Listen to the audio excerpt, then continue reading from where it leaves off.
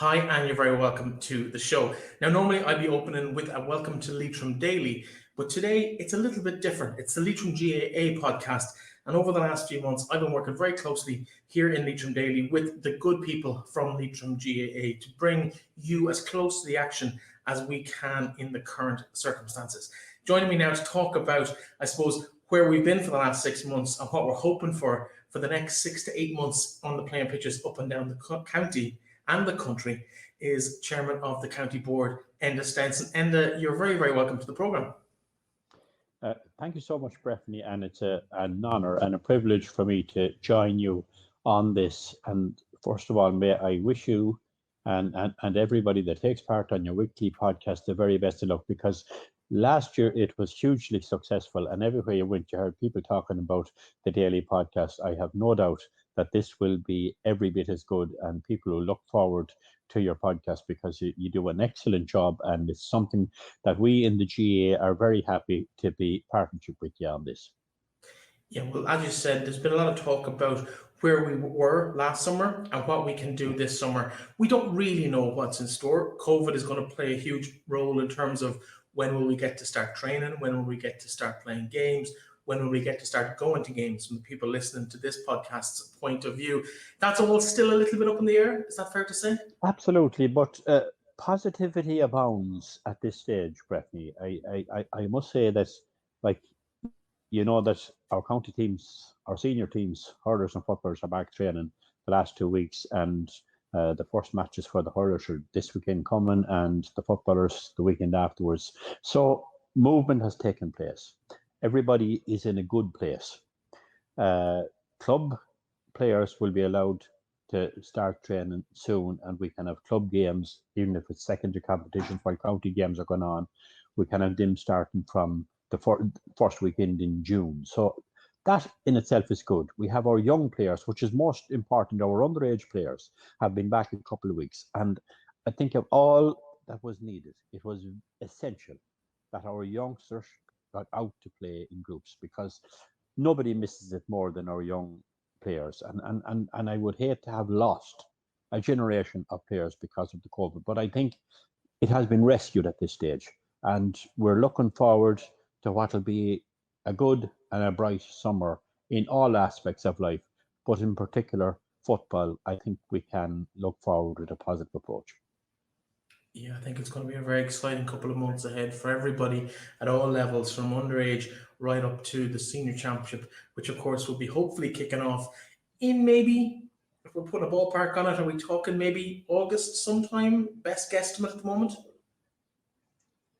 Best gets, I would imagine that our club championship will take part about the second weekend of August, because we will have a chance to run off some of our games in parallel with county games and with county training. But our club championships will mid-August, which would leave probably a county final the first weekend of October or whatever, something like normal. So we would be looking along those lines.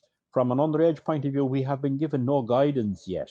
I think there was to be something some of those days, read the under 20 and the minor age group at county level. But I know that in particular, the minor was never finished last year, and it's at All-Ireland semi-final stage. I know that Roscommon are in the Ireland semi-final stage. So then we couldn't have a Connacht minor championship. So that'll be a few months down the road yet before at least the minors can. Hopefully the under-20s will be up and running before that. Yeah, and of course, take all of those dates with a bit of a pinch of salt as well, because we don't know what is in store with health advice and government advice and GAA advice internally, both nationally and locally. And I suppose we have a packed show today. Thank you so much for joining us. We kept it short and sweet. I do have to introduce a couple of people, or maybe reintroduce a couple of people from the Leitrim GAA world who are going to be part of this show in a major way over the coming months as we look forward to the National League season, the Inter-County Championships and the Club Championships later in the year. From a Leitrim GAA point of view, what's the hopes for the year? We're back in Division 4 in the football, Division 3 in the hurling. We've a full Connacht Championship in one, and we've the Lorimar in the other. What's the hope in terms of, I suppose, where Leitrim might finish up on the field of play this year? Well, I do hope that we are in a better position than we were last year. Last year we were in the middle of COVID. We had to pull out of, say, games in the National League, things such as that. Then we went into the one game with Mayo in the championship. I think we're in a better position this year. And going forward, I have no doubt but that we will be in a brighter place. It was hugely disappointing to get relegated last year, and it was the Munster champions Tipperary that relegated us here in Park Sean. And anybody who was there that day would have seen that there was very little between Leitrim and the Munster champions that day. So I just hope, and I know that Terry and the players are leaving no stone unturned at this stage. And I know that Ultan Conway and the hurlers are at the very same. So I have no doubt that there is bright days ahead for Leitrim. We don't know what people will not get to attend our National League games, but I would hope that there is a pilot scheme being set in place that people will get to games from, I think, July onwards. A certain amount of people. You will not have the huge numbers, but you will have a certain number of people that will be able to attend games from July on. And that will be something to look forward to, particularly from a supporter's point of view, because there's nothing to beat being there and being at the games. Before I let you go, one thing that's caught my interest over the last few months, not because that I'll be in any need of it anytime soon, but you're giving away a wedding. You're going to look after somebody's wedding. Tell us a bit about that before we finish up with you. Well, I think Leitrim was, and we must pay huge credit to Lochwin for coming on board with us. Lochwin Hotel. It was a huge incentive for us to come with them, and we were so lucky that they have come, because you're reaching out to a totally different audience. You're not garnering funds from the people who normally say you're looking to sell the tickets to that. This is reaching right out across the country, right out across the world, and I think it's already a success. And we had a draw there, the Maybank Holiday Weekend draw. You might have seen it last night. We had one earlier in the year. We will have another one later on. It's just it's new, it's inventive, and it's a wonderful prize. And anybody who is lucky enough to win it, like, it's some prize, 150 people in Lochwin House and Gardens for their wedding, all paid for. It's just something else. And I know that any young couple would be so happy and lucky to get it. And I have to say that we had another great fundraiser earlier in the year, our 50-mile challenge back in January. And I want to pay a huge tribute to everybody who contributed, took part, and helped us out in that. We raised over 100,000 in the month of January, just getting out to walk. It brought the county and every club together.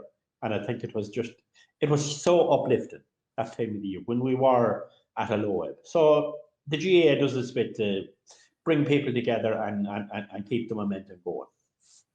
Absolutely. I suppose just to finish off the win a wedding bit, €25 for a ticket, the prize, as you mentioned, all expenses paid, wedding up to 150 guests, valued roughly about €25,000, well worth sticking your name in the hat. And you've got 5 years to find someone to walk you down the aisle as well. So there's hope for me yet. And listen, I'm going to let you go. Winawedding.ie is where you can find out all that information. But anywhere on Leitrim GAA, you'll find it on all their social media as well. We'll stick it in the description of the show. Enda, thanks very much for your good wishes. I'm sure we'll be chatting to you as the weeks and months progress through the year. And thanks for your support of everything we're doing here. I'm really looking forward to this new partnership. As I said, it's my pleasure. Yeah, as I said, it's my pleasure to have been here on your first show, and I wish you every success going forward. And thank you so much. Enda Stenson there, of course, chairman of Leitrim GAA. But as we spoke about, this is a little bit different. Of course, it's all video now this year. We're going to have a full 1 hour long show thereabouts every week, covering everything to do with the game here in the county, both hurling, football, ladies football. Everything's going to get a mention over the next 8 months or so between now and the end of the club scene. But I did mention it's not just me this year. I have recruited a few quite familiar faces from around the county, from various GAA roles around the county. But the interesting thing is all 5 of these players played in a Connacht final for Leitrim. So that immediately narrows it down as to who's going to be with us. We're going to have one co-host every week from a panel, and we're going to introduce you to that panel now. We're going to start off with today's co-host. from Gortletra, played for Leitrim for many, many years, and he joins us now. He needs no introduction, but I'll do it anyway. It's Derek Kelleher. Derek, you're very, very welcome to the show and the panel for the season. Thanks very much, Breifne. Looking forward to the season of GAA. All ends of it in Leitrim. I suppose we're doing a bit of slagging earlier about the different array. I suppose Leitrim is such a long county, and we have from north to south. I'll be kind of carrying the can a little bit, the best I can for the South Leitrim aspect of it, as people will see further down the show. See, now you're giving away more clues as to who's coming after you. Does anyone, let's make a guess a little bit, does anyone compete with that moustache though? That's the real question. That's just, you know what, the good thing about it is, and people, I think, to take advantage of it, everywhere we go outside of our own tight circle, we wear a face mask. So you can do whatever you want underneath that face mask if you want. And people recognize you. When you take it off, it's actually when the fright factor comes in, you know. Okay, well, listen, let's maybe jump on to the second member of our panel who's going to be with us today for a little bit of a preview of the National League and the Championship season coming up, and maybe a little touch of the club scene as well. And that is someone who needs no introduction. Probably scored one of the most vital points in Leitrim history, sealing that winning point in the 1994 Connacht final against Mayo, Aidan Rooney. Aidan, you're very welcome to the show. Thanks, Breifne. Thank you. Great to be here. Looking forward to it. No more than Derek. Looking forward to the long season ahead. Well, I figured that Derek doesn't talk enough, that I needed someone who talked more than Derek. So there was only one man available for that position. And that, of course, was yourself. Aidan, you're, of course, still involved in the GAA very, very intently. Club manager in Sligo, where you're living. And you're delighted, always proud of your Leitrim roots. And, of course, hugely, hugely involved in that great fundraiser back in January that Enda alluded to in our conversation. How's life been for you for the last couple of months? Oh, it's been great. I suppose the news the last week has been fantastic. You know, you have a lot of footballers now looking to get back on the pitch next Monday and get into competitive training action and football a month away. But yeah, the last months have been fine, Breifne. Like, we've all had our time to, I suppose, recollect and, you know, and stand back from things. And maybe, I suppose, in our time of playing football, we'd have been going out training hard in January and bursting our guts in the wet and the cold. And that seems to be a thing in the past now for footballers, which is probably, you know, a more attractive thing for footballers going forward. You know, they'll be quite happy now to get involved and look after themselves for a couple of months and then come back in maybe March and April and get involved in the football side of it from then on. So yeah, look, it's been okay from the point of view as regards the walk. Yeah, the walk was something to getting us out of the house in January. It was great. It was innovative. From my own point of view, I had a great time down here in Sligo, walking with all kinds of people from all walks of life, from soccer, from rugby, from golf, from all over the place. And I tell you what it did for us, it showed the amount of goodwill out there towards Leitrim. That's the bottom line. Massive amount of goodwill out there. As I said to, we had a meeting afterwards to conclude it, and I think I might have been understating it. I think maybe 70% of people that supported me in that fundraiser weren't Leitrim people at all, which is, you know, just shows how we're seen outside the county. Sometimes we might wonder how we're perceived, but that was my findings from that walk. It was just the goodwill is fantastic. Yeah, now I suppose we'll jump to the third person before we kick off the real preview of the season. And I might owe him an apology already, because I did say, Derek mentioned that he was probably from the north of the county, so that whittles it down a little bit. I think I said in the introduction that you've all played in Connacht finals. I actually don't know if this particular person did. I think he might have been a bit of a bold boy. Sorry about mentioning this, but it is Colin Regan. Colin, you might be able to throw a bit of light onto that situation. Did you miss that Connacht final in 2000? In true South Leitrim fashion, no comment. It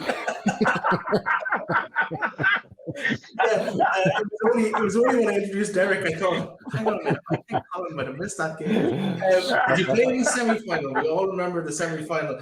In terms of... I had a bird's eye view of the final.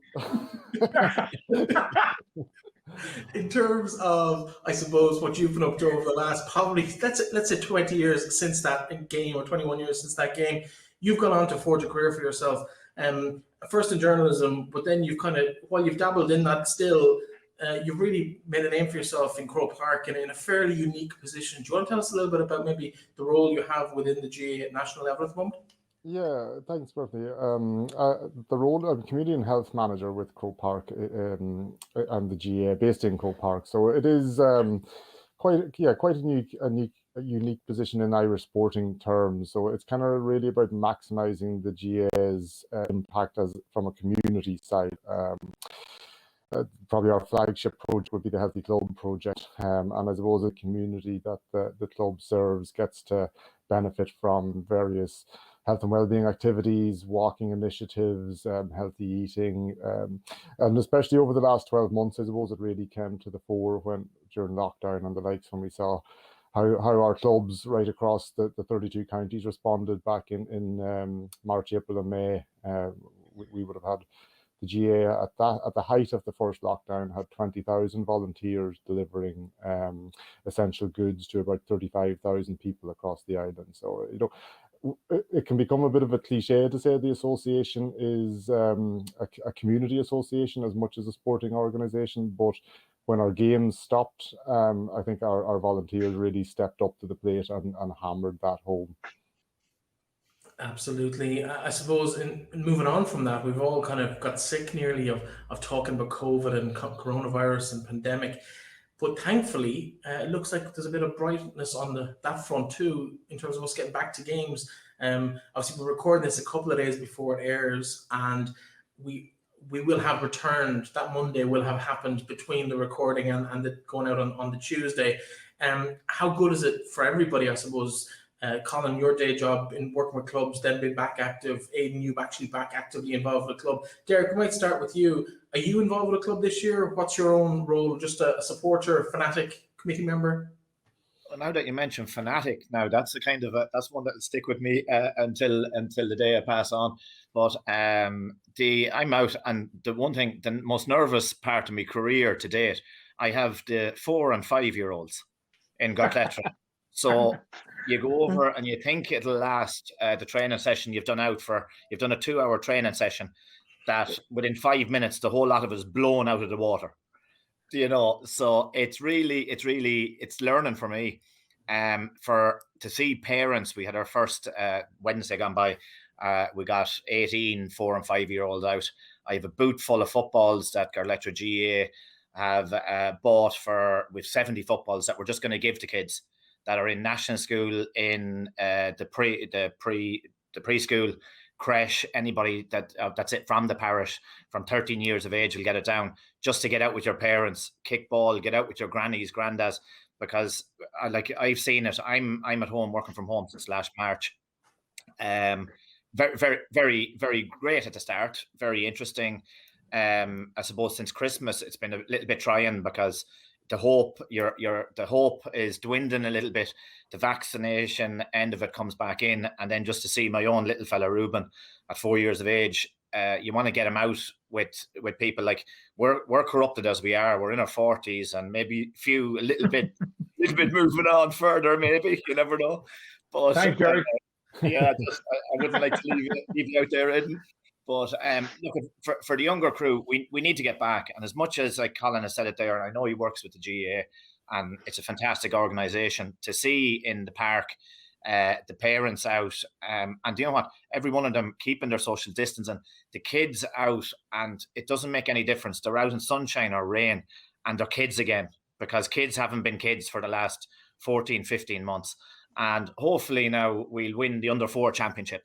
Probably a little bit to go before we have an under-4 championship in the county. We might have a chat with some of the county board officials about it later on. Aidan, you're obviously back with the club. Do you have any indication as to yet from Sligo as to whether St Mary's will be back out this week, next week, or a couple of weeks down the line? We're back out on Monday. Sure, we're back to full contact training now on Monday, which is great. There was a bit of a grey area there where you were looking at training senior footballers in non-contact environment for 4 weeks, and the best of us couldn't figure out how that was going to happen. So this kind of announcement from the GAA, I think it was it had to come, because there was no way you could keep senior footballers engaged doing drills for a period of time. But the GAA have come out today and they've said that basically we're back to full contact next week, which is great. We have a lot of lads, I suppose, down here at the minute in St Mary's. We have over 60 guys training for 3 teams, which is great, So there's a massive enthusiasm. But this is done, I suppose, really. Lads back playing now, I suppose, and looking to play that maybe weren't involved for the last several years, and now all of a sudden, it's kind of focused people, I suppose, and the value, again, as Colin said earlier on, the value of the GAA, and even the community-based thing, but the actual playing of it. We have big numbers. I suppose we're a town club. We should have big numbers, but they're back out again, which is a great enthusiasm around the place. Now, lads have behaved very well. Even Derek's there, but people, the lads behaved very well over the lockdown. They've got out about their business. They've trained away on their own, and as I said, it's a new venture for the GAA, even with the season's been split now, which I think is fantastic. From my own point of view, I see now we have county players in St. Mary's, and there's no pressure on them. They go and play with their county for their 6 months or whatever it is, and they play away. I'm not worried about them. They're getting good best of coaching at county level. They're able to play their county games without having to worry about their club games, and I think it's just a brilliant innovation. I think maybe in our time, lads, things improve all the time, I suppose, with trial and error and whatever else. Lots of things were tried and we were playing, but this is fantastic. I think it gives, it shortens club seasons as well. Even from the point of view of putting the time and effort that it takes to run teams, it probably shortens that a little bit. Shortens the county season by a considerable amount of time, for the county teams as well, and I suppose the costs that come in there. So there's lots of benefits to what's going on at the moment. So, my point of view, looking after the senior team this year in St. Mary's, and we had a very close run last year, and look, they're mad keen to get playing, and I just can't wait for Tuesday night. Yeah, I suppose one of the things when we look forward now over the next couple of weeks is that the games are going to come thick and fast. It's been, I suppose, very little football played in the last year. Maybe the championship kicked in last year for a short period, but after all the time we've had, we've 2 National League teams out in terms of the men's hurlers and the footballers, and they're both almost at the same time, so you can't get to both even if you wanted to. That's a little bit disappointing, isn't it? Well, it's had an impact here in Sligo. Sorry, Breifne, I just got a question. Like, we have players here who've had to make a decision as to which game they'll play at intercounty level, which is a difficult decision for lads to make who have played club football and hurling before in the past. So it's having an impact directly already, and you're right about the crossover. So maybe that's probably going to be there from now on anyways, Breifne, I'd imagine.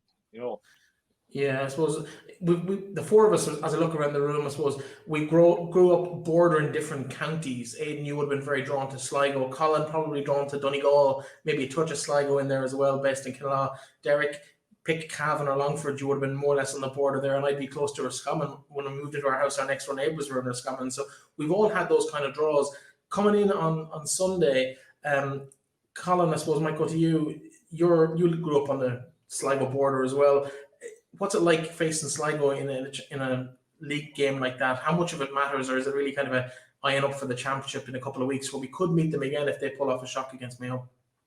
There's always a little added element brought by closeness and familiarity. Like even when myself and Aidan were playing, we were both. I was playing a bit of soccer with Clifton Celtic, and I used to come across a few of the Sligo boys playing with Yates United or Calgary or different. So it was always. You always were sure to want to come out on top on that battle, even in a different code. So I think it'll be very much a case of suck it and see a little bit. For the first outing this year, I think a lot of people will be conscious around getting lads pitch fit rather than gym fit. Because it is a relatively short turnaround to get up to speed. But I think that. The fact that everybody was in the same boat should level the playing field, and if we learned anything last year, it's about and even look at different codes again around the world. There has been a leveling of the playing field to some degree in sports by the removal of crowds and just the I suppose the unique dynamics that this here whole experience has brought to the sporting world. So I think we all can't wait till there's a few people. We never thought we'd say this, lads, but people roaring at us from the sideline to kick the bloody thing. But I know that it's a huge element of sport, So I think just that the energy that it brings to even the most mild-mannered people that you meet on a Sunday at church or in the shop, what it does to them on a sideline, and the energy that there feeds then back into the players. I think we all can't wait to get that back. But in the meantime, the lads are going to really be focusing on just trying to translate the training, the match preparation that they've been working on over the last while, which will be as game based as you can possibly do within a panel, and translate that there back out onto a playing experience as seamlessly as possible. It's going to take a few games to get it on the. I think to get them up to speed. I suppose in terms of Sunday's game in the National League, Sligo the opposition, Markovitz Park, it's about as close as we can get to a home game. But for some people, even within the four of us, it might be a bit more of a home game than others. I know you live in Sligo, Aidan, but your son's on the Sligo panel, could even feature in the game on Sunday. Split loyalties or still the green and blood coming out of the veins? You can't cure that, I'm afraid. We have something that's inbred into us as regards the green blood. But look, at the end of the day, this game, I think, for both counties, and they can play it down whoever they want, but for both counties, both arguably facing Mayo in the championship, without being derogatory towards Sligo, this is the season maker for them, and it's the first game of the season. It's a huge game. For Terry or for Tony McEntee, promotion is obviously their goal. That's their key target. Leitrim had a very good performance against Mayo in the championship last year and came up several points short, and that's probably where the dynamic is, especially playing summer football now. The game is at a level where it's going to be played at summer level. That was winter football last year. But look, from the point of view of the season, I would say, and I'll be at the game from the point of view of the commentary side of it, but I think this game is make or break for both counties, to be honest. And I think it's, as Colin said, it's right up in the air because no team has any preparation done. They're trying to rush in challenge games at the moment and get a bit of structure around their teams. And I suppose Leitrim are ahead in that count because they have the experience of the last couple of seasons behind them. Very good experience. They've done very well. So I suppose without a loyalty hat on, I think Leitrim certainly have to be the slight favourites in this, that they have the experience behind them. Obviously, Ryan O'Rourke, these kind of players are big loss that they're not playing. But I would say it's a winner take all game. Like if you win that game, then I know Sligo are travelling for the next two games on the road to Antrim and to Louth, which is two horrible journeys to have to make. Never mind the distance, but the quality opposition is going to be very strong. So I think 16th is a big game. I think whoever wins that game will have a chance of a decent season. The team who loses that game might have a very, very tough season ahead of them as regards it might be short, but they mightn't get much out of it. Well, let's go. We're running out of time here. We've still to talk to Terry and to Ulkin, and also maybe have a little chat with Tommy Moran about the passing of Packie McGarty, which of course is a huge issue. It was a huge story in the last couple of weeks, and very, very sad to lose such an icon in the game here in the county. I suppose some of you might not be old enough to remember Packie, but most of you, I'd say, Aidan, mightn't even stretch that far back. Or do you? No, I don't. Thanks very much, Breifne. I don't. We'll talk to Tommy about that very shortly, but just in case, let's have a quick count because I know Colin and Aidan, you're going to be leaving us now. We will be catching up more with you in the coming weeks as we go through the season. But neck on the block, Leitrim versus Sligo, or Sligo versus Leitrim, whatever way you want to put it, in Markovitz Park at the weekend. Any predictions on that? I'll jump. I'm gonna go. Look, I saw Aidan's young fella many times playing with the Sligo Minors. He was a teammate of my own nephew, and he's an absolutely lovely footballer. I think Aidan's probably spot on. I'm hoping he's spot on in terms of the playing at Division 3 for Leitrim, the experience that would have garnered for them playing against that slightly better opposition over the last while. I think even with Sligo having home advantage, I think we can just pip this one. Aidan, agree or disagree? Yeah, I kind of agree. I know I said it. I suppose Sligo, the only thing that they have for them at the minute is rejuvenation. They're a very young squad, rejuvenation. So I don't think playing at home in Markovitz Park makes an awful lot of difference. Leitrim have gone there very successfully in the past several visits and won. They've won FBD leagues there and they've won the championship game the last time they met there. So history in the Markovitz Park means nothing from the point of view of the game. I tend to think Leitrim, on their experience, should win the game. Okay, Derek, I know you're staying with us for the hour, but your thoughts echo the two boys, or maybe absolutely. Look, I think when it comes down to the experience in Division 3 and some good performances, and then I suppose, look, when it comes down to it, it's going to be how focused mentally wise all the players are from both teams. And if Terry can get all the lads focused enough for the hour and not get overly excited that we're back playing football to the point of mistakes and follow the game plan that's there, I think Leitrim will come out with it. But yet again, we might see a rejuvenated Sligo, and Aidan mightn't be telling us the full story. He might have the inside line, you know. Well, Aidan's going to be with us next week to do a post-mortem on the game, and whether he's consoling the Leitrim supporters or having to do a bit of work at home to console Nathan is another thing to talk about. Colin and Aidan, thanks very much for dropping in. We'll be chatting to you over the coming weeks and months as the season progresses. Talk to you very much. Thanks, Breifne. Good luck, Derek. Good luck, Derek. Now, one of the news stories from the last month or so that caught everybody a little bit by shock was the passing of Packie McGarty, one of Leitrim's greatest ever footballers. In fact, probably the greatest footballer never to win an All-Ireland, according to many, in terms of the plaudits he received in the last few weeks since his passing. One person who had the pleasure of watching him intently over the years was former County Board Secretary and former Inter-County referee Tommy Moran, and he joins himself and Derek now to have a little bit of a chat about Packie McGarty and what he meant to Leitrim football. Tommy, you're very welcome to the programme. Thank you very much, Breifne and Derek. Welcome, Tommy. Good to be joining you. Well, it's very great. It's great to have you, Tommy. And I suppose really we've all been touched, I suppose, with the stories of Packie's exploits through the 1950s when Leitrim were competing in Connacht finals 4 in a row, lost to Galway. I think nowadays we maybe don't realise how good that Leitrim team was, and in particular the exploits of Packie. What are your memories of him in a Leitrim jersey? Well, I remember him very, very well. And when you think of it, a lot of people say his best game ever for Leitrim was the 1958 Connacht final against Galway, and that's all of 62 years ago. So the fact that people can remember a display that far back, and then of course he started playing in 1949 when he was only 16, and the first game with Leitrim as a 16-year-old, he scored a goal and a point in a National League game. But he really became famous, I think, through the Railway Cup. Now, you guys are too young to remember that, although there was, the Interprovincial did drag on for a while until recently. But the Railway Cup back in the 50s was you could say all the All-Stars or the All-Star nominees would have been playing at the various provinces. And Packie was an automatic choice for Connacht for a number of years. And it was very fitting that he was selected on the Connacht team of Millennium. So people didn't have television or didn't have live streaming of games, and not everybody had a radio.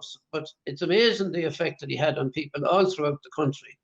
Former players who played against him, or the players who played with him, of course, and the officials who would have been working with him, would all acknowledge that he was a marvellous player.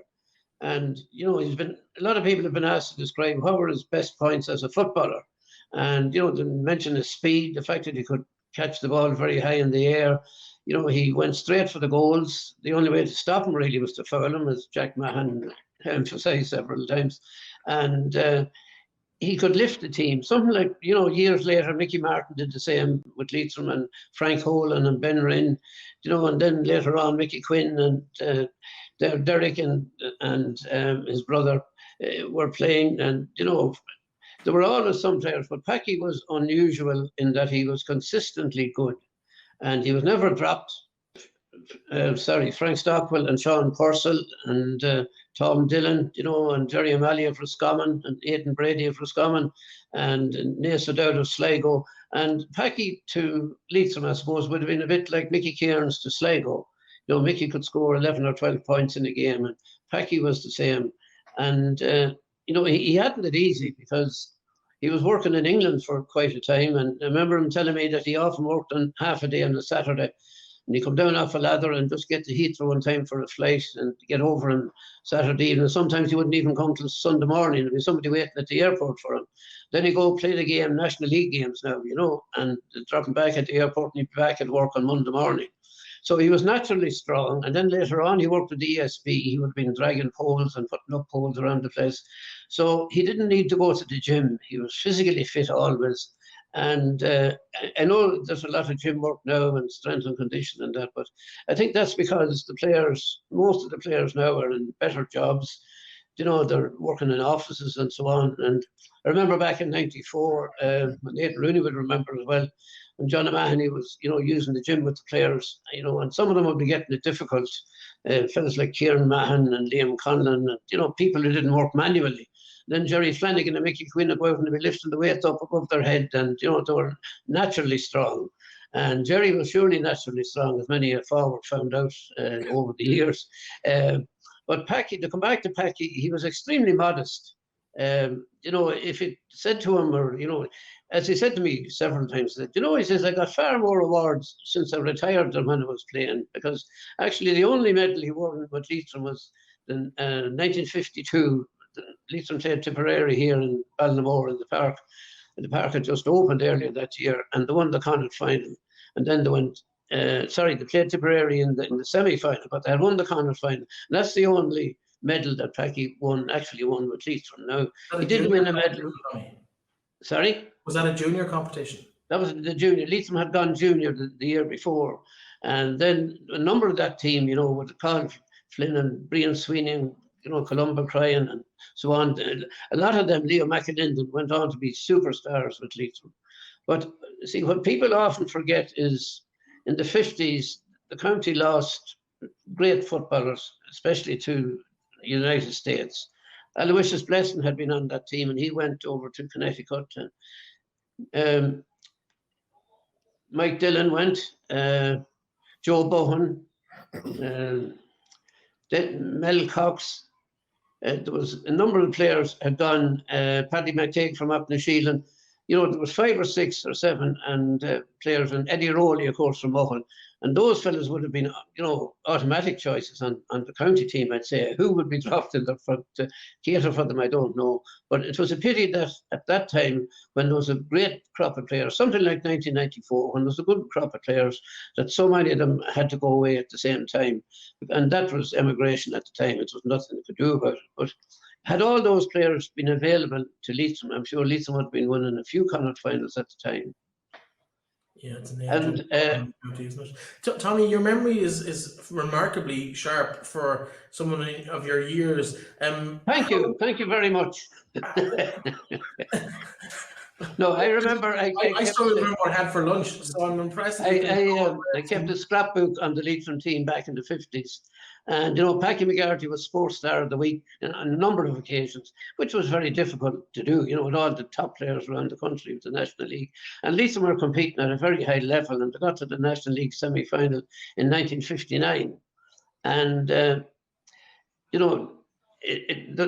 were able to play Meath and Louth and, all the Mayo and Cavan, all the teams that would have been regarded, as top teams at the time. And, it was a pity just that we didn't have more players, available to the county. But not taken away from the players who were there, because they played their hearts out and they were all good. Every single one of them deserved to be on the team. And Packie's, it's amazing the effect he had, not only in Leitrim, but, in other counties. Even up to the present, people, if you were at a GAA function and somebody said, where are you from? I'm from Leitrim. Oh, it's Jesus McGarty country. I remember him well. He was a great Breifne Cup player. I saw him playing with Connacht against Leinster and so on. And he did, he was a marked man when he was playing with the Railway Cup as well. And it would be the best back on the other side that would be put to mark Packie. And linked in with him was Colin Flynn. He played in a lot of those games as well, as did Columba Cryan, and there was a number of other fellas picked as well. Noel Blessing from Pass, he won a Railway Cup medal as well. But the Railway Cup at the time was the selection of the best footballers in the country. Nowadays, if you wanted to pick a Connacht team, you'd probably have to force fellas to play. They really wouldn't be interested in it. And the crowds wouldn't be out because they see Mayo and Galway and Roscommon and so on television so often that they're well acquainted with the players. And then Packie, I suppose he was a symbol of, a fellow from a small club. He won a couple of juvenile medals with Fina and with Clune, minor medals with them. And, he played with Tars in London. They never won the London Championship. He played with Sean McDermott in Dublin, and they got to a Dublin final, but they didn't win that either. And, that was a kind of a Leitrim-based team, and obviously. And then he played with Sandalkin, and he played with Mohun. So he played with a lot of teams, and he would have been offered jobs in various counties, if he'd go and play with them. But he always said, I'd rather win nothing with Leitrim than win something with another county. He would never even dream of transferring to a club in another county so that he could play with that county. He was very loyal to Leitrim, and he never lost it, and he would always come back. He loved to see the players doing well. And as Derek would know, he would be watching Derek and he'd be watching Aidan Rooney. And the modern players like Ryan O'Rourke, and Enda Mulligan, he would have been watching them for years. And he'd say, Jesus, there's a great young lad down there in Manor Hamilton. I'd love to see him on the team. I hope he keeps playing. He would have been a great selector, if you know what I mean. He had a good eye for the players, and he kept, while he was unable to go to matches in his latter years, he loved the streaming of the games last year on the county board. So the county board deserved credit for that. It was a great idea. And he couldn't go to the county final to see Mohun playing, but he was there in spirit and he enjoyed it all. And in all the times I spoke, to people about him, I never heard anybody criticize him or say he was a selfish player or anything like that. And if he praised him, he'd say, what are you talking about me for? The other fellas were just as good as I was. And, I was only one of a team and so on. Absolutely. So he was a big loss, of course, a big loss to his family, and they will miss him most of all. But it is amazing that from a lad that started playing 72 years ago and finished back in the late 70s, he actually played in 4 decades with Leitrim, just 49, so that was just 1 year in the 40s, the 50s, the 60s, and most of the 70s. And it's amazing that people can even remember the name, because we used to hear about Joe Keohane and Paddy Prendergast and all, the better from the top counties that would have been winning All Irelands. But Paki was just as good as any of them. And I'd say if he was playing now, he would be an automatic All-Star. He did represent Ireland, of course, but you lads are too young to remember the Ireland team. They used to pick an Ireland team, and then they would pick a team from the universities. The lads had to be in college. It'd be something like the fellas playing in the Sigerson now. And Paki would be picked for the Ireland team every year. He's a great man, but he's a great loss, and a very proud Leitrim man and a proud Mohun man, and particularly proud of his family. And it's nice for you and Derek to honour him, to think of him and be honoured him. And people say never be forgotten, but as time goes on, people are forgotten. But the name of Packie McGarty was unlike the last 70 years. He'd certainly not be forgotten for a long, long time. Absolutely, Tommy. We've run out of time, unfortunately, Tommy. Thank you so much for coming on. You should have stopped me. I did try, but you know what? Some things are just too important. And thank you so much for joining us and giving us your time and your memories of Paki on the playing pitch for Leitrim over those 4 decades. I have to finish on this. I had a part to play in the 1958 final. Because Paddy Dolan's cousin, Michael Dolan, he played with him goals for Longford afterwards. He was the mascot, and I went to the match with Paddy. There was no team bus at the time. And he picked Michael up and brought him as a mascot. My job during the Connacht final was to mind the mascot. So I could say I had a leg in the Connacht final in 58. All right. Thanks very much. And thanks for your good luck to you. Okay, bye-bye. Now, we mentioned earlier in the programme that we're going to be catching up with each of the managers from the hurling and football sides this year. A little bit over time with Tommy, but we just couldn't stop him. Ulcan, a little late coming to you in the recording, but how good was that? Oh, man, I could have listened to Tommy all night. He's so passionate there. It's class hearing a man talking so passionately about his friends and teammates and his county that I could have kept there. Could have sat there all night, Breifne, listening to him, to be honest. It was great, But I suppose we can't really let you sit there and talk all night because you're a busy man.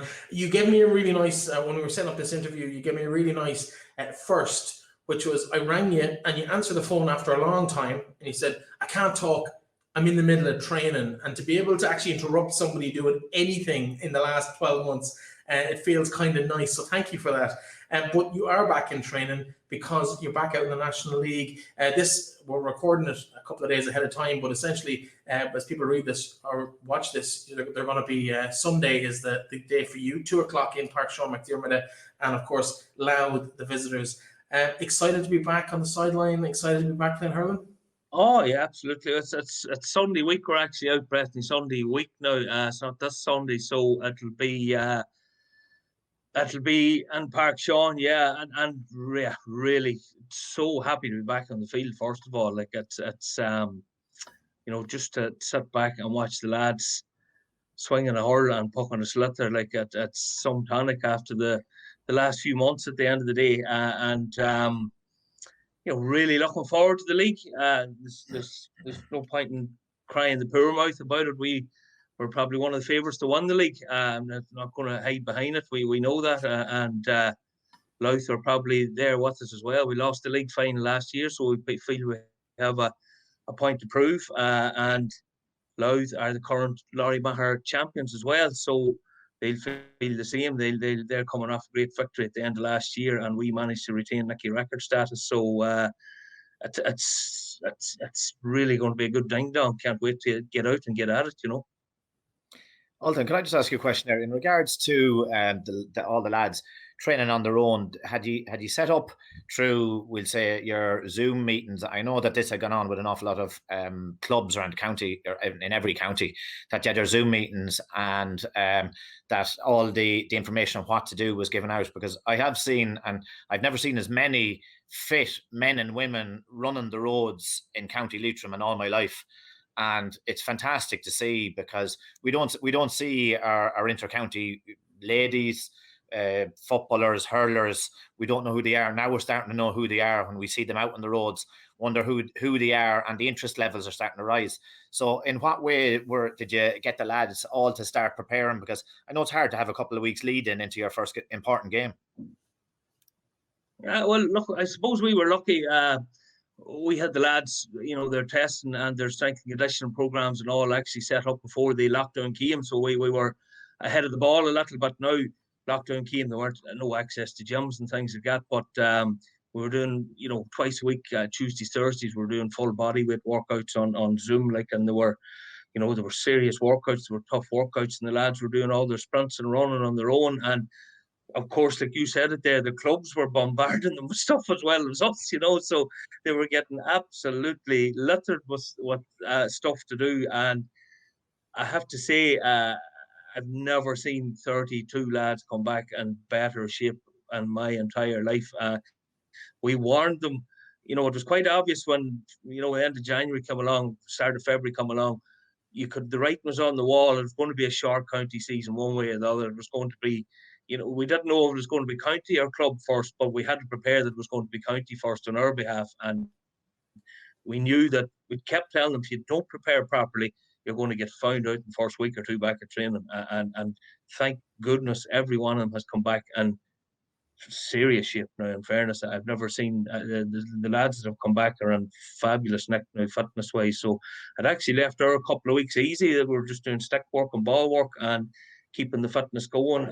So that will hopefully bode well for us. But as you know yourself, you can train as much as you want, but until you get on the field, you don't actually play a match. You never really know where you're at, and that's where the lack of challenge matches the last, I suppose, week or two has been a problem. But that changed yesterday, so we're hoping to get a challenge match on this weekend now, and then we'll really tell where we're at.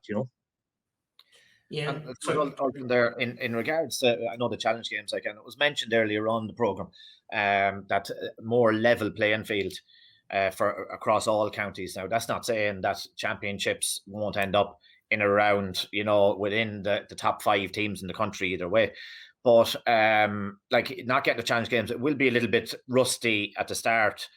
But when you get your stick work in, are you confident enough that the lads will be able to go out mentally wise? Because there's an awful lot, we're talking here in the sports program, there's an awful lot behind us here that's going on, and we're wondering, between jobs, working from home, has it benefited in ways people been more local than, we'll say, working in Dublin, working away? I know what you mean. Well, first of all, to touch on the challenge matches now, the last 2 Sundays, we've had in-house matches, 15 against 15 in Park Sean, and honest to God, the standard and quality has been fantastic. It's really benefited the squad. It's we might be a bit different than the footballers this year. We've turned the squad around a little bit. We brought in maybe 8 or 9 lads, new lads onto the panel, for example. We brought in 3 or 4 young lads, and 4 or 5 lads have come in now you wouldn't call them young, but they're not old. The likes of James Rooney and lads like that from Manor Hamilton who, haven't been on a county hurling panel before. They've been county football panels and they play senior football in Manor and things like that. But these lads are well conditioned and ready. So, the standard, the overall standard in the panel now has actually risen immensely from last year. We have lost some key players through work and different things, like, for example, Conor Byrne and Zach Moradi and things like that. Just work commitments have taken over. But we have hopefully balanced that out very well with the 8 or 9 new young lads that we brought in. Have risen the whole overall standard of the squad, which, as you know, makes a big difference because the competition for places now is outrageous. There is that.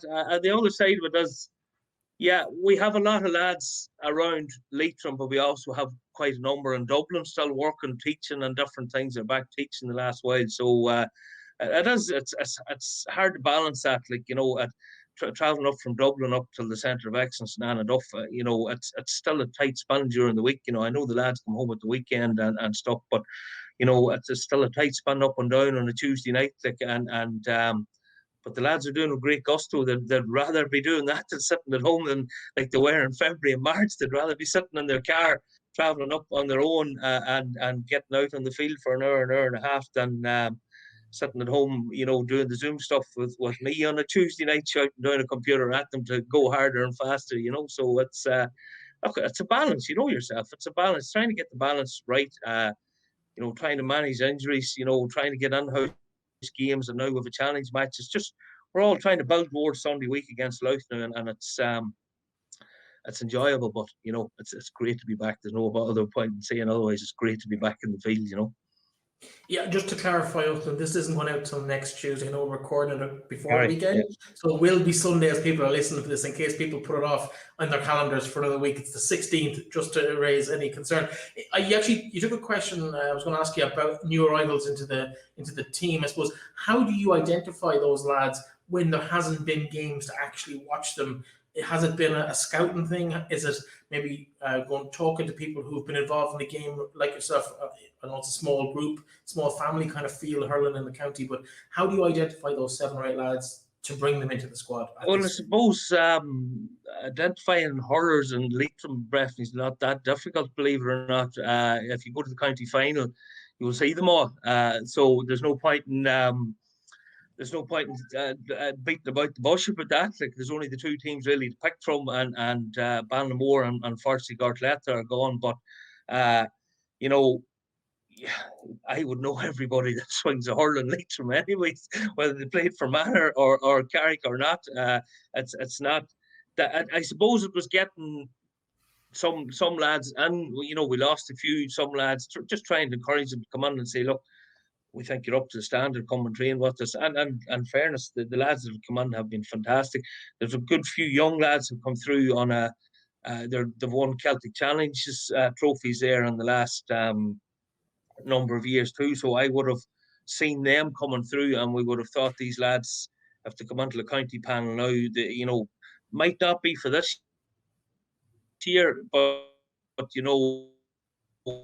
next year, if they get in with the squad with us now and get the proper training and stuff, they're definitely going to be hurlers for the future. And don't get me wrong, a lot of them could be hurlers for now as well, looking at them. So it is, we've changed the squad around with, building and the present in mind. Like that, that's just the way it is. We don't have the luxury of an under 20 squad or an under 17 squad with the hurling. So we have to try and think ahead and think of now.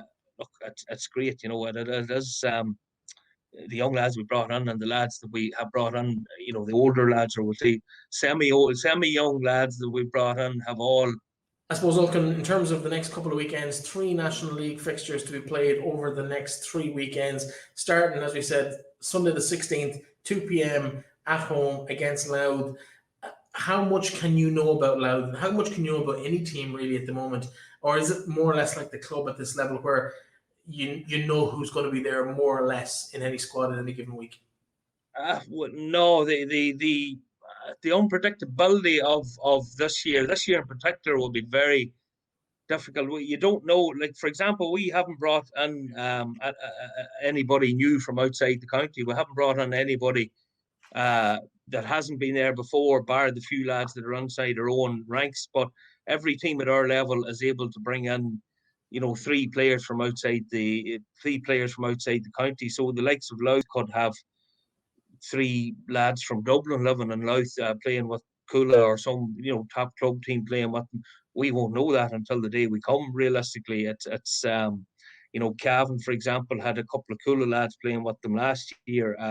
You know, so Fermanagh and ourselves have you know, we didn't go and get anybody. We want to try and promote the hurlers that we have within the county and try and move them on, because you know, my perspective on it would be that if we can make them lads better, to go back to the club and to make other lads better and to inspire young lads to come through and Leitrim, which is what we want as well. We have a couple of outside lads, but they've been there for 5 or 6 years. The two lads, Ben and Cahill, have been there for a lifetime now, so they're practically nationalised Leitrim men at this stage anyway. And then you have Davy from you know, Davy's always been there too. Like, so it's definitely a problem that we don't actually know until the day we turn up. They could have 3 ringers brought in and we'll just have to deal with it. We might know when we see the team sheet on the day or the morning of or the night before or something. You can always research and find out some things like that. But Fermanagh are different. They have always tended to, again, promote within their own county and not really look too much outside the county as well. But they do obviously end up with 1 or 2 lads. I think they had a lad from Limerick playing with them last year. He was living in the Skillen or somewhere around there, for example, you know, so he was playing with them. But he always had that potential. But yeah, look, you don't know until you get out on the pitch. You don't know really a lot of the time, especially in the league. If you get around the league over, you'll find out a lot more. But it's the first round is always, I suppose, you're going into a little bit of new territory every year, you know. Yeah, I suppose finally, this, obviously the league is ahead of us. The championship there as well, the draw done recently. Your thoughts on the ambitions for the year? Is promotion a realistic target? What about the championship hopes? Look, the championship, you don't enter into the championship to do anything else, only won it, Breifne. That's my attitude. You know, we went onto the Nicky record last year. We were favourites to be relegated. There was 2 teams being relegated last year, and we didn't. We played Mayo in the All-Ireland semi-final, or the record semi-final. Hurled with them for 40-45 minutes, but you know, I suppose a little bit of inexperience, a little bit unlucky, conceding a goal, and heads dropped a little bit, and probably lost the last 20 minutes convincingly. Mayo went up a gear and ran away with it, and our heads went down. But that's something that players will learn from. They'll be fit to use going forward now. Like they're such a great bunch of lads to deal with. You know, the hurlers, the bounce back, the resilience they have. You know, the intelligence they have. You know, they always want to learn. Like, you know, you wouldn't have anybody that would think they know everything. If you take them to one side and you explain something, tell them, they listen intently. You know, we have a hurling coach in. He's a top man, and ourselves and myself and Clive and Alan and the 4 of us there, and Declan Deacon as well. You know, if you give them a piece of advice, they take it on board and they try to make themselves better, which is brilliant. You know, really is very good to deal with lads like that want to learn and want to improve and want to make themselves better. And hopefully, we've got a very tough draw in the championship. You know, Breifne, don't get me wrong. We got Mayo away and Donegal at home, and they were both in the final last year, and Donegal won it. So it is a big ask. But then the prize to beat one of them, to be in a semi-final again, is also massive. So it's that's the way we'll be looking. We'll be looking to go out and beat Donegal and looking to go out and beat Mayo and top that table and go straight into the semi-final and win that and get into the final. And when you get into the final, you know, it's anybody's game then, whoever handles it the best. Yeah, still a lot of hurling ahead of there, but it all starts on Sunday in Park Sean McDermott. I think that game is possibly going to be live streamed by Leitrim GAA. I don't know if the details of that have been confirmed yet. Keep an eye on Leitrim GAA social media through the week, and I'm sure details, if it's going to be, will be shared on that in due course. Ulcan, thanks for joining us. Best of luck on Sunday. No problem, lads. Take it easy now. stay safe.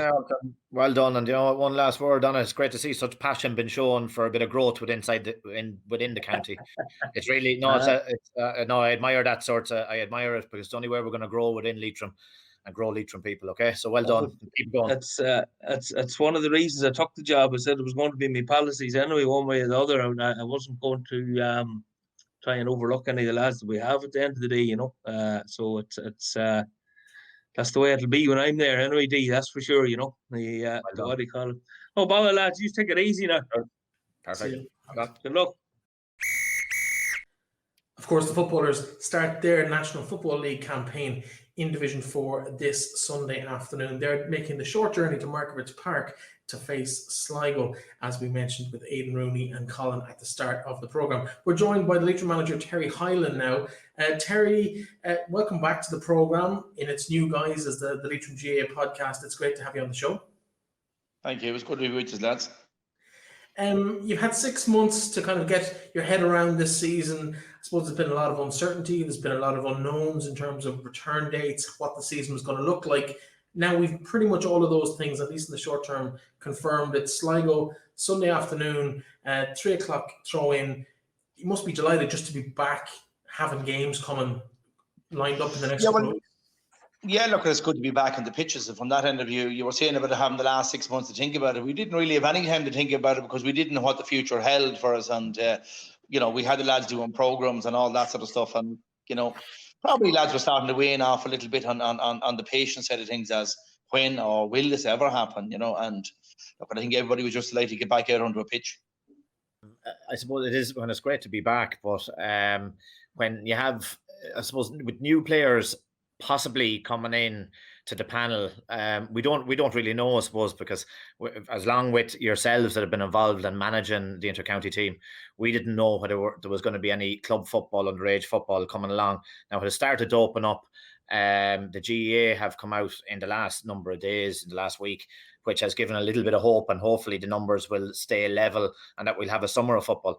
But is there anything for anybody that'll be watching coming into a new league campaign? And I know it's a North League campaign.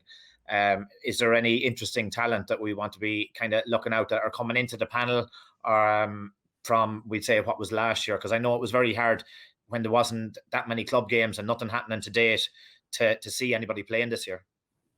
Well, that's true. Look, but you've probably seen Tom Pryor got a run in our last game, and David Brown and Reardon and lads like that haven't had probably experience at higher level, and they've been walking away solidly in the last couple of weeks again. They've started to show a little bit of talent, and even Donald Casey, Donald picked up a little bit of an injury and he hasn't been fit to partake in training for the last couple of weeks. We hope he'll be okay again for the Roscommon game, or the Sligo game, But these young lads are what the future of Leitrim football is about and what we're building towards for Leitrim, on top of the experienced guys that are there. Yeah, it's great. It's great to see it because I suppose at the end of last year, we're 15 months into whatever it is. Well, we know what we're dealing with in regards to the COVID, but a lot of us, and quite possibly a lot of your own players, for considerable lengths of time have been working from home now. Has that given a little bit of a maybe for over the last number of weeks getting back? Has it brought it a little bit easier on players attending training, been available? And in regards to, I know that I don't think you'd used the Zoom, but the fitness levels for lads coming into a Sligo game, because we would have been talking to Aidan Rooney earlier on, and he touched on his son possibly playing with Sligo. So we're kind of looking at, because it seems to be the future now at the minute of, if you want to call it, online training, and the biggest trust levels between work and playing sport that managers have ever had to show. So how has it been working for yourself and Leitrim? And to be fair, I suppose the key word you've used there is trust, and that was the main thing that we placed on the players. Somebody asked me one day about Zoom meetings, and I do them, and maybe I'm just too old for Zoom, but I don't believe that, it's like being at any meeting, face-to-face, one-on-one, in a group, whatever it is, you have a better feel for what's happening. Zoom meetings are fine, and they're a great way to communicate. And as I said, they're a bit like text messages. The bus is going to be there at 8 o'clock, are you going to show up? And within a few days when lads get back, have they been training or have they not? And to be fair, the lads obviously put in a good shift, because we done the testing on them. They come up quite high. Any disappointments without naming players, or are you happy across the board with the lads who've come back, the condition they're in? Well, again, you're never going to get 100% of everybody coming back in 100% the way you want them. Shall we say that 98% come back, and that's not a bad batting average for any squad. You're always going to have guys who had little bits of niggles, little bits of injuries, and mentally it was tough to keep going. And when you can't buddy up, perhaps if you're only one guy in from a club, I know some of them use maybe other siblings in the house to help them and that sort of stuff to keep them going when they couldn't get out with anybody, because, football is a team sport. They train together as a group, they play together as a group. You know what I mean? And that isolation of trying to train, it's just not for everybody. Yeah, in terms of, I suppose, the preparation for a game like Sunday's clash with Sligo, how much do you know about Sligo? I suppose they didn't play in the championship last year, and so they probably haven't really been together for a long, long time, much longer than all the other counties. How much can you know about going to them? We did play them in a few challenge matches last year, and we would have a little bit of experience. I mean, at the end of the day, I suppose such a short run-in time to the competition is more about ourselves, how we are set up, and okay, we'll have to do our homework on the opposition and such, but with only 4 weeks to prep coming in, no challenge matches being allowed, all that sort of stuff. I suppose the focus has to be is how prepared are we on the day when we go out, and they'll be looking at it the same way. After 10 or 15 minutes, you'll not be long finding out what way they're set up, if they have any change of system because they have a new management in. Will they be more defensive than they were last year? Will they not? Will they maybe be more attacking minded or not? But you will notice that after 10 or 15 minutes, and you have to adjust your own team and your own tactics to match that. Terry, just to come in on that, and I know that last year we're all crying out in the country for GAA games to watch them on television, even if we're sitting on our own in the house, that we couldn't have our friends over, anything like that.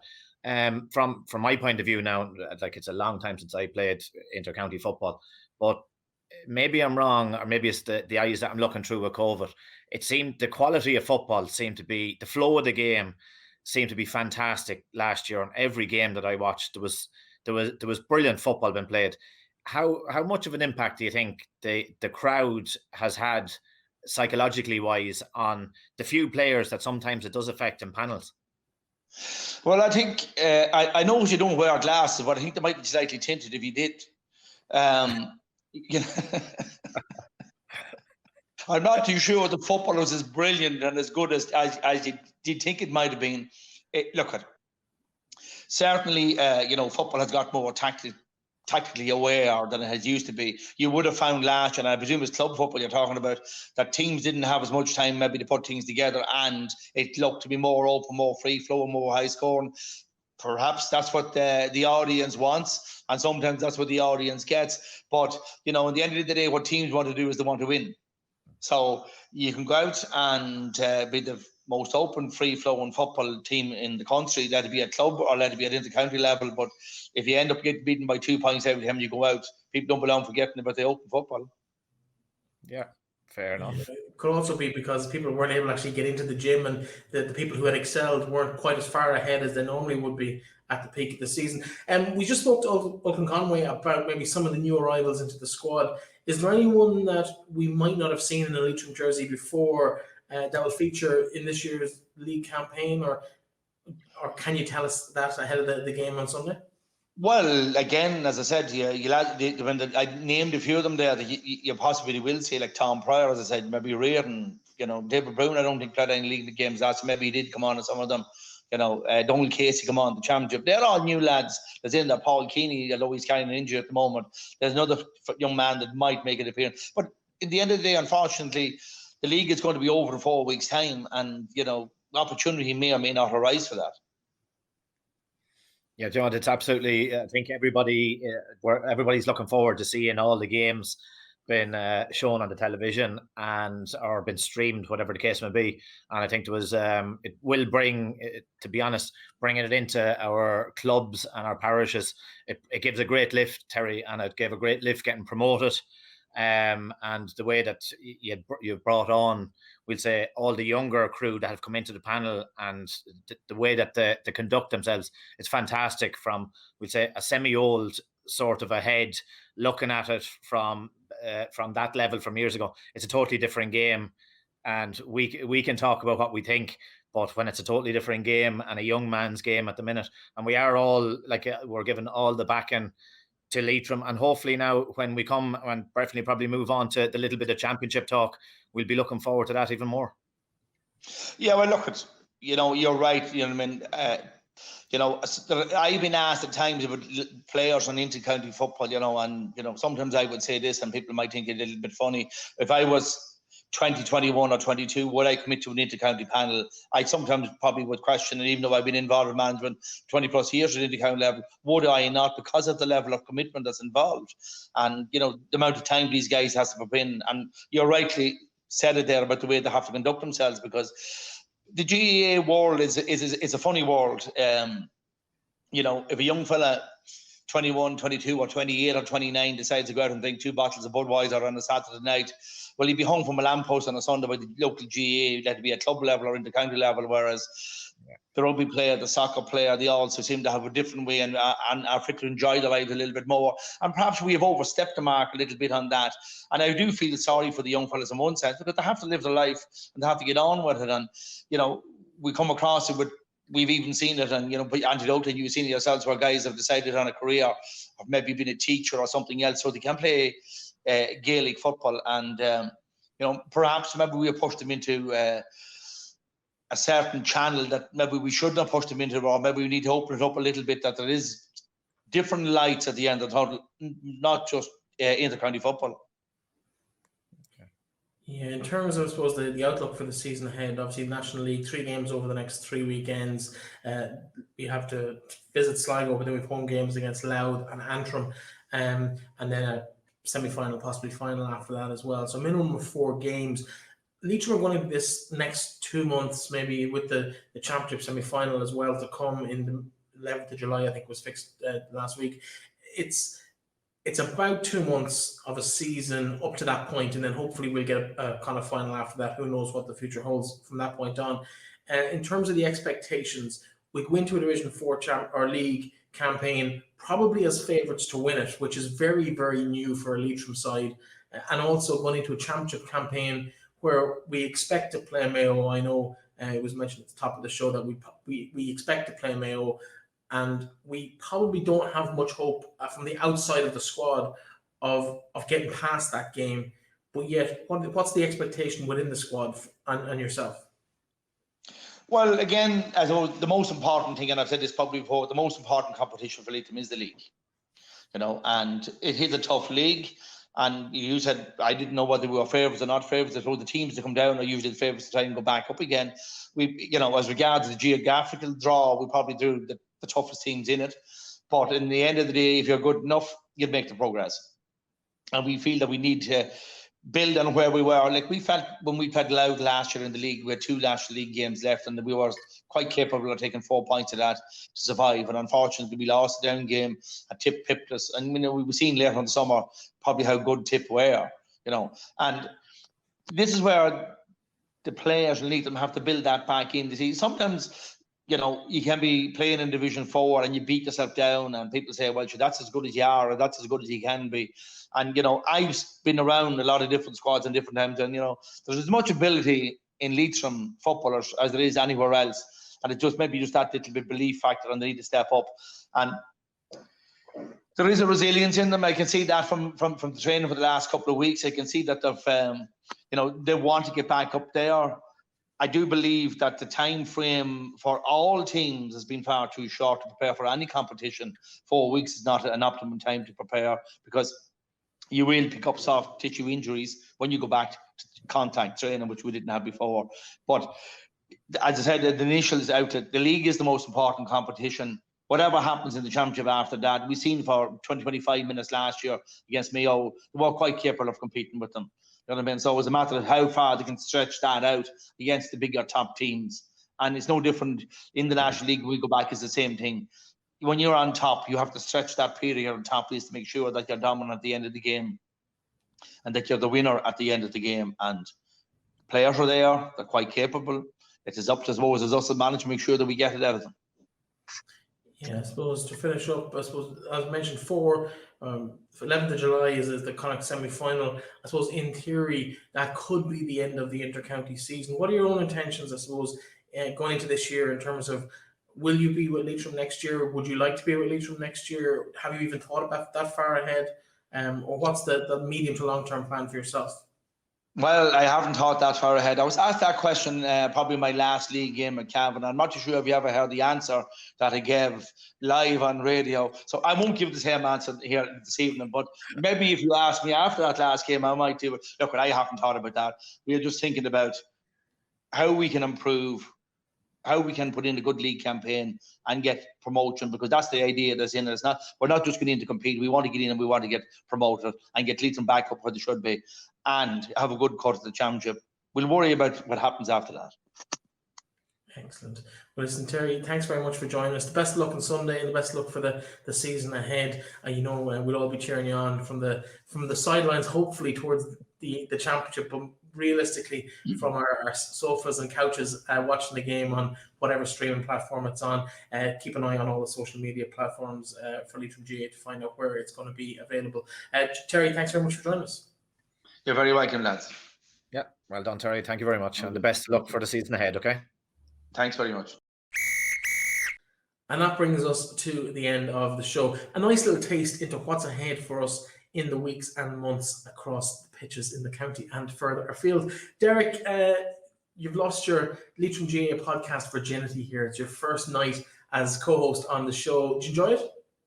Absolutely, yeah. Look, it's going to be a learning curve, and I think it's probably a learning curve for every media outlet and person that has to either work through this sort of through your computer screen in front of you instead of being in a room. So look, it's something that we all probably we need to get used to it in the medium term anyway, and hopefully I'll get a little bit more confident at it, and we'll get loads of interesting people on the show, and it'd be nice for just anybody that have viewed to share and to throw up ideas, because we'll say, for example, I was out with the under 4s and 5s last night, and you're running out of ideas, and you look around and you see a 4-year-old showing you what they want to do, and we done it.